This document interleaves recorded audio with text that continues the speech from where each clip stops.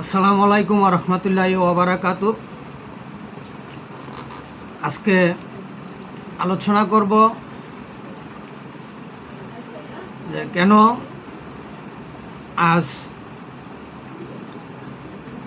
আজ আওয়ামী লীগের সাথে জনগণের পতন হয়েছে সে বিষয় আজকে কেন আমরা বলতে বাধ্য হচ্ছি যে আওয়ামী লীগের সাথে জনগণের পতন হয়েছে। কেন আজ আমরা বলছি যে আওয়ামী লীগের জনগণের পতন হয়েছে, এর কারণ হচ্ছে আওয়ামী লীগের নেতারা সাধারণ আওয়ামী লীগ সমর্থিত জনগোষ্ঠীর উপর, নেতাকর্মীর উপর তারা আস্থা রাখতে পারেন নাই। তারা আস্থা রেখেছিলেন দালাল, মুনাফিক, চাটুকারদের উপর। আওয়ামী লীগের নেতাকর্মীরা তারা যারা সাধারণত আওয়ামী লীগের সমর্থন করত, যে জনগোষ্ঠীগুলো সাধারণ নেতাকর্মীরা, আওয়ামী লীগের নেতারা তাদের উপরে ভরসা না করে, আস্থা না রেখে তারা আস্থা রেখেছিল কাদের উপর? তারা আস্থা রেখেছিল দালাল, মুনাফিক এবং চাটুকারদের উপর তারা আস্থা রেখেছিল। কারণ তাদের কাছে যারা চাটামি করছে, দালালি করছে, তারা তাদেরকেই বিশ্বাস করেছিল। এদেশের আসলে যারা আওয়ামী লীগকে সমর্থন করত প্রকৃতভাবে, জনগোষ্ঠী যারা ছিল, তারা তাদেরকে কোনো সুযোগ সুবিধা দেয় নাই।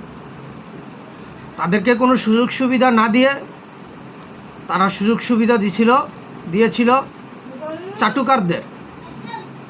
আর সেই চাটুকারদের সুযোগ দেওয়ার কারণেই আজকে আওয়ামী লীগের পতন হয়েছে এবং সেই সাথে সাধারণ জনগণেরও পতন হয়েছে।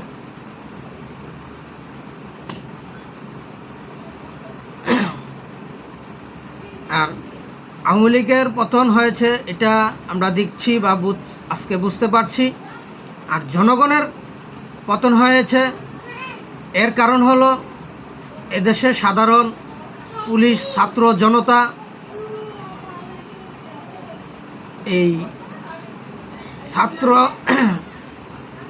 এদেশে সাধারণ পুলিশ, ছাত্র জনতা বোকার মতো দেশবিরোধী চক্রান্তকারী, পাকিস্তানি দোসর, আমেরিকার এজেন্ট বাস্তবায়িতকারীদের বিশ্বাস করেছিল। তাদেরকে বিশ্বাস করে আন্দোলনে মাঠে নেমেছিল এবং আওয়ামী লীগ সরকারের পতন হয়েছিল। আর সেই কারণেই আজকে যদি এই সাধারণ ছাত্র, পুলিশ, জনতা এই পাকিস্তানি দোসর, আমেরিকার এজেন্ট বাস্তবায়িতকারী, ছাত্র সমন্বয়ক নামে পাকিস্তানি দোসর, আমেরিকার এজেন্ট বাস্তবায়িতকারী এই নামে এনসিবি, জামাত শিবির, এই দালালদের কথা যদি বোকার মতো বিশ্বাস না করত, তাদের কথায় যদি জনগণ সমর্থন না দিত, আজকে এই একটি বৈধ নির্বাচিত সরকার এবং এই আওয়ামী লীগ সরকারের পতন হতো না। এই আওয়ামী লীগ সরকার এবং এই জনগণের পতন হওয়ার মূল কারণই হলো একমাত্র এই আওয়ামী লীগের নেতারা তারা তাদের চাটুকার ব্যক্তিদেরকে বিশ্বাস করেছিল, তাদের উপরে আস্থা রেখেছিল।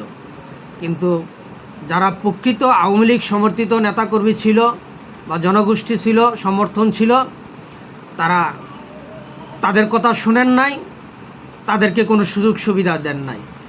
আর সেই সুযোগ সুবিধা সঠিক আওয়ামী লীগ যারা করেছেন, জনগোষ্ঠীরা, তারা সুযোগ সুবিধা না পাওয়ার কারণে তারা পিছনে পড়ে গেছে। তারা মাথা উঁচু করে সমাজে কথা বলতে পারে নাই, কোনো রাজনৈতিক প্রোগ্রাম করতে পারে নাই। আর এই চাটুকারদের, মুনাফিকদেরকে সুযোগ দেওয়ার কারণে এই চাটুকার মুনাফিকরা কি করছে, তাদের চাটামি করছে বাসায় গিয়ে, আর রাজনৈতিক মাঠে আইয়া তারা বিপরীত কাজ করেছে। আর সেই বিপরীত কাজ করার কারণেই আজকে আওয়ামী লীগের পতন হয়েছে।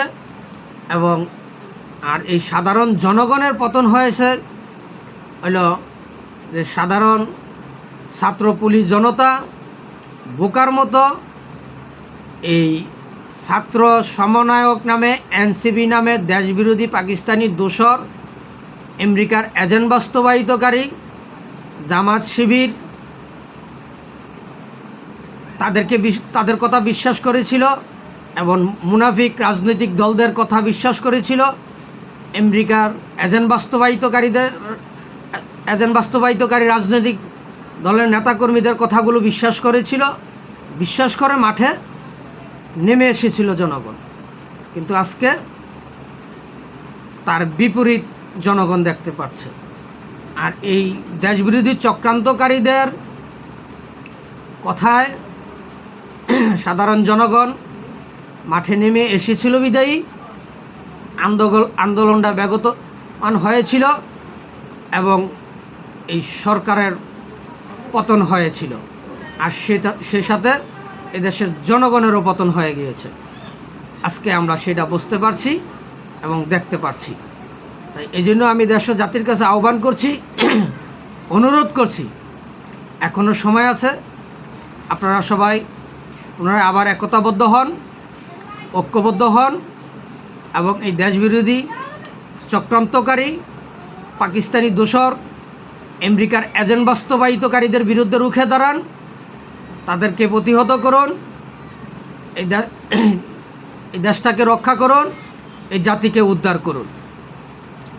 কারণ আজকে আমরা মিডিয়া কন, পেপার, পত্রিকা কন, যাই কন, আমরা আজকে সেখানে তাকালেই দেখি যে এখানে মার্ডার হচ্ছে, ওখানে খুন হচ্ছে, মার্ডার হচ্ছে, ছিনতাই হচ্ছে, চুরি হচ্ছে, ডাকাতি হচ্ছে, চাঁদাবাজি হচ্ছে, সন্ত্রাসী হচ্ছে।